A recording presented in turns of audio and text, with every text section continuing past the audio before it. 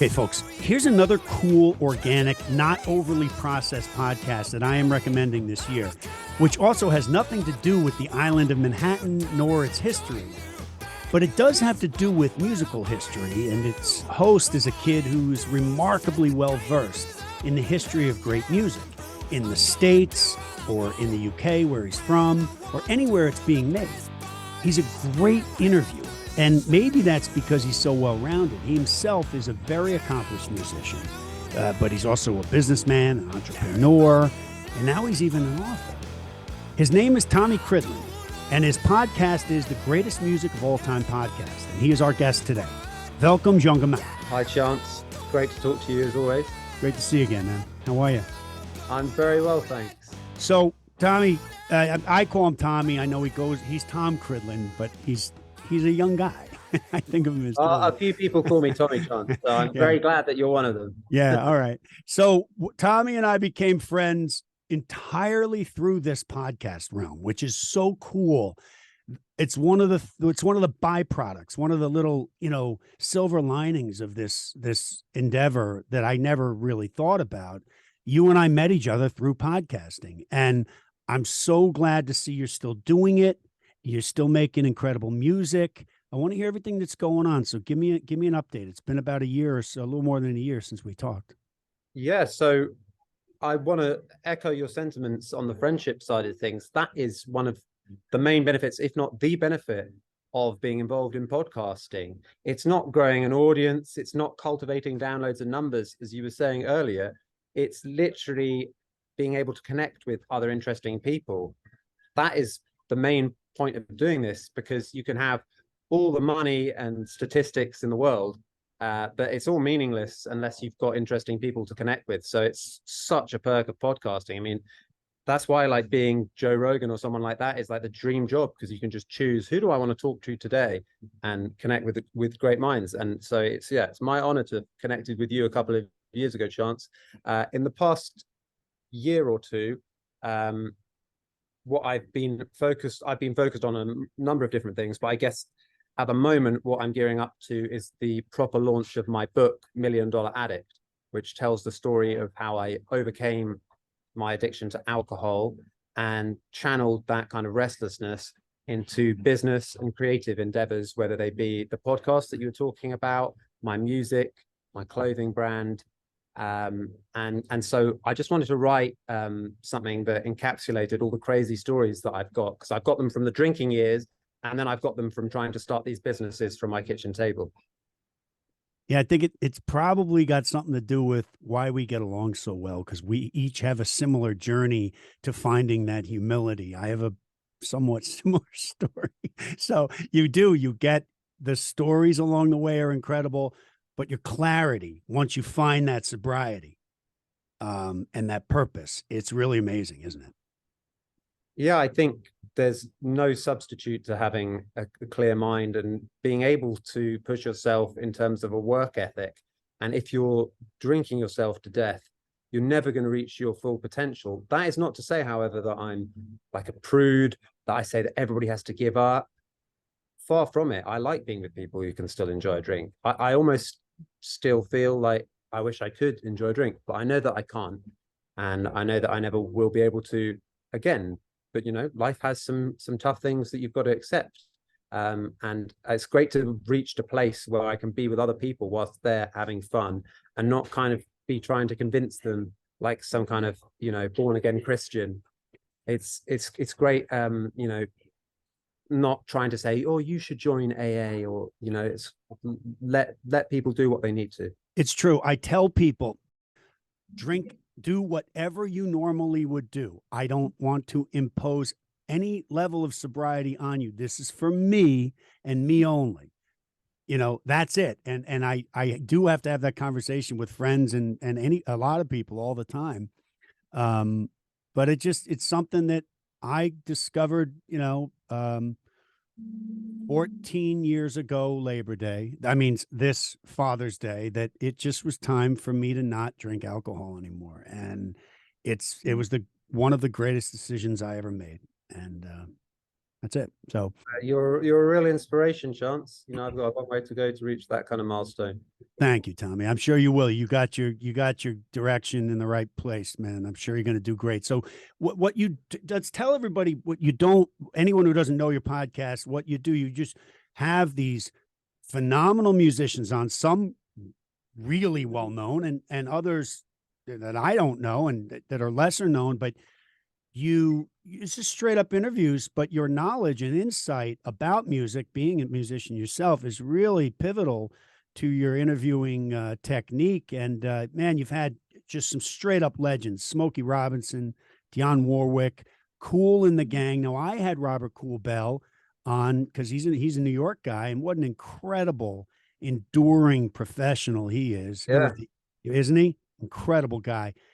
Still doing it too. Don Felder of the Eagles, Don McLean, Annie Lennox, Verdine White of Earth, Wind and Fire. Yes, The Temptations, David Crosby. And then, you also had you have groups like Tears for Fears, Brooks and Dunn, Gloria Estefan, Leonard Skinner. You had Seal. You had Chance the Rapper. You had Chance the Actor and Chance the Rapper. And you had Kevin Bacon. But then you also have many, many musicians, like I said, who I never heard of. You've turned me on to lots of great new music. Alison Thorsteinsen was one. Really interesting, great interview. The Ozark Mountain Daredevils was another one. Talk about how'd you get into this and what drew you to it? So the Greatest Music of All Time podcast is a little bit like Desert Island Discs, which is the longest running radio program on the BBC, in the sense that all of my guests have been invited on the show to tell me about their taste in music. But the difference between my show, Greatest Music of All Time, and Desert Island Discs is that we might only spend 5 minutes on music in an episode if the conversation veers in another direction. I don't have producers. I don't have anyone telling me how the show needs to be. If we get on a really interesting tangent with a non-musical guest, we're not going to sit there just talking about music. So in that sense, it's a little bit like the Joe Rogan experience. It's like, whatever needs to be discussed, let's just do it. Let's just be real to hopefully interesting people having a conversation. But as you rightly pointed out, it all started due to my passion for music. And it doesn't matter whether you're a big star. I love big stars, and I can't pretend that it wasn't a huge thrill to have a long conversation with Annie Lennox. But equally, I think it's nice with a podcast, if you think a record's great, like Alison Thorsteinsen's record was very good. I think it's nice to have people like that on the podcast. And, she's somebody who's really not got many listeners. Not many people have discovered her music somehow. I mean, when you think of all the crap that's in the top 40 and you think that she's not had a really big hit record with that, you just think, what type of a world are we living in? But, anyway, I get sidetracked easily. I mean, that's the kind of podcast. It's a little bit like Desert Island Discs, but it's more expansive than that, and it's less rigid than that. Again, that's largely what I'm really discovering about this realm, is what a value it is to, like you said, you don't have a producer. You don't have anybody in your ear. You don't have a BBC telling you what to do. You do what you want. And you've been cultivating your interview style and your technique very well, and it shows. And it's an engaging format. It really is. And now you also have non-musicians or at least non-professional musicians on. You had actor Michael Imperioli, and it was really interesting hearing his insights. You had Tucker Carlson on once, and it was surprisingly interesting to hear his musical taste. It was a great interview. You had me on to talk about my goofy, bizarre, eclectic musical tastes. And that part of your show is also very interesting to me. Well, I really like talking to people away from music, whether they're actors or, other podcasts, hosts or businessmen or, anyone. And some of the people who you just mentioned, of course, the man of the hour in terms of the news cycle is Tucker Carlson. I mean, this is my show, and my politics are the politics of talking to people, whatever people's politics are, and trying to find a way to make all of my audience connect with them. So by talking with Tucker Carlson, it wasn't like to try and talk to him about his political views, because even by having him on, I got some messages saying, why have you had this guy on? I'm not going to subscribe to your podcast anymore. But the fact is, we had a conversation about the Grateful Dead. And he's a very eloquent and talented guy at broadcasting. You know, he's a funny guy. His laugh makes me laugh quite a lot. He's a very high-pitched laugh. And yeah, I mean, he was a controversial guest to have on, but, you know, like, hey, I'm like a 30-year-old guy, like, podcasting in lockdown with no team in, like, you know, at home. And suddenly, like, the biggest guy in cable news wants to come on my podcast. What am I going to do? Say no? I would have had Don Lemon on, you know, do you know what I mean? It's not like a political thing. You know, the thing where this becoming rare, more and more rare these days is truth. Truth has become subjective, you know, and people write things about Tucker Carlson, that he's a racist or he's this, he's a misogynist. I've listened to Tucker Carlson a lot. I've never heard one thing that leads me to believe he's a racist or a misogynist or, you know, any of those horrible things. He's one of the smartest guys I've ever seen talk on television. Honestly, I feel the same way. And I think there are a lot of people who are very left-wing who feel the same way. I'm not saying that I'm left-wing, but I'm saying it's just a characterization of him purely as a right-wing voice. I mean, what does right and left even mean? Well, that's where I'm at. That's where I'm at. That is the smoke screen that is confusing most people today, in this country particularly. You know, it goes on in your country too. But I mean, in the States, everybody, well, you go to Jordan's side, you're right or left. Baloney. Okay, I'm out of that game. I'm not doing that. I'm about truth. I listen to people. I don't ask them who they voted for before I listen to them. I want to know what they have to say. You know, and if they're smart and well informed and they back it up, I'm going to pay attention to what they're saying. You know, so I give you great credit for having him on. Honestly, and it did occur to me that that's not, you know, he's not typically you know, in the mainstream podcasting realm, he's not a typical guest people would have. No, but he should be, because he's pretty good at talking. You know, one of the biggest broadcasting talents. And you could say the same about people with other political opinions. I mean, hey, I literally had one of the most left-wing guys in the UK who anybody who's a fan of Tucker Carlson would have hated. Well, in fact, a lot of people did not like Owen Jones coming on the podcast. He's a big political commentator in the UK. I mean, people showed it. People like literally the episode. Normally the episodes have over 95% likes. This one literally had like 10% likes. Everybody gave it a thumbs down. All the comments were saying how much they didn't like Owen Jones. But, you know, I'm still glad I had him on because he was a nice guy too. Here's the thing. I've been around the block with the whole political thing and the discussions and the people yelling at each other.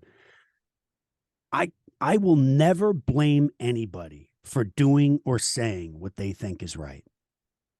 How can I? You know, and that's what this country is really supposed to be about. So that needs to be recognized and respected. And if that guy has something that he feels is right to say and he can back it up, well, let him. Who says he can't? Who said he shouldn't?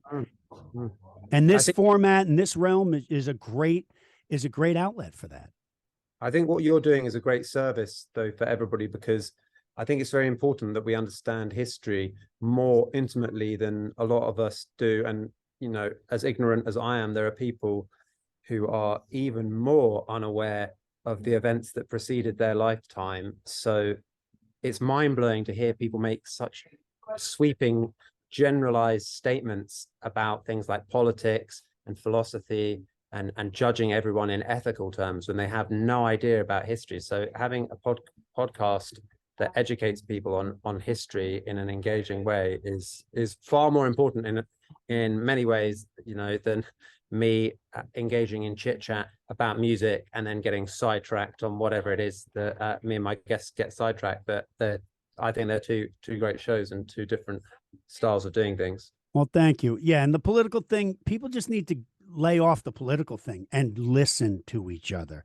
And that was one of the things that struck me about you right away. You're a young guy, but you got a truly old soul. And I mean that in the best way. You're not only knowledgeable and insightful in your interviews, but you also you just remarkably and consistently respectful, no matter how many records your guests may or may not have sold. And that's one of the main things that really draws me to your podcast and makes me keep coming back. You're old school cool, dude. Oh, thank you, Chance. That's very kind.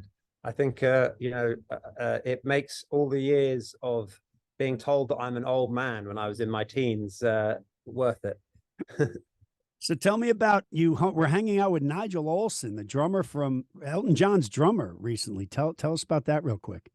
Oh yeah, well, Nigel is a great friend of mine and my fiance's, Deb's, and he has been now for 10 years. Next year we'll actually celebrate 10 years of having a clothing business and 10 years pretty much of being friends with Nigel, because he helped the clothing business get off the ground. And so we caught up with him a couple of times recently. One, basically in the gaps between their tour, the Farewell Yellow Brick Road tour, we went for dinner with him. But we catch up with him sort of every few months or so, and have dinner or lunch with him, and we make clothing that he's wearing on the tour, and he's just a wonderful guy. I really feel like the Elton John band, Nigel, David Johnstone, and the late great Dean Murray deserve more credit, that they should be inducted into the Rock and Roll Hall of Fame, and that they should, be recognized for their contribution to popular music in the same way that like the E Street Band or, Elvis's guys, because not many backing bands have been with the same artist, and they're not really a backing band as well, because they helped invent some of this music, in big contributions to songs. But they've been on the road with Elton for, Nigel for 54 years, 3,000 shows, probably closer to 4,000 now. I mean, no one else has done that. Wow. So it's madness to not be in the sidemen category. I'm not saying he should be inducted alongside Prince, but, in the sidemen category, which does exist. Well, what is the deal? Like, you got to be retired to get inducted, no, or what's the story? No, I mean, Elton should make a call and get them inducted. I personally think it's the least that he could do, given the fact he did the same thing for Leon Russell, and that was a wonderful thing that he did. He got Leon Russell, who'd kind of been forgotten about. In 2010, Elton John called up personally the Rock and Roll Hall of Fame, and in like 2011, I believe, Leon was inducted. Is that what happened? Well, rightfully so. Leon Russell is awesome. Yeah. Unbelievable. So that was awesome. And I think Elton should do the same, because, people don't kind of know that the contribution of these guys, these songs were piano and vocals, these Elton John songs, and beautiful melodies and everything, great lyrics by Bernie Taupin. But what these guys added to those records, the backing vocals, all the other parts, take away some of those things, these songs are not the same thing. Yeah. Well, there you go. There's some of that incredible insight, folks, that I'm talking about with this young guy. He really knows what he's talking about. His name is Tom Cridland. He's on YouTube at The Tom Cridland on YouTube. That's right, Tom.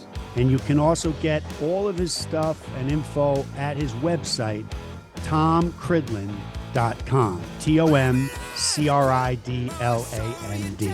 TomCridland.com. His podcast is The Greatest Music of All Time Podcast. Check it out. You will not be disappointed. Thank you, Tom. Thanks so much, Chance. It was great to catch up with you as always. You too, my friend. We will be in touch.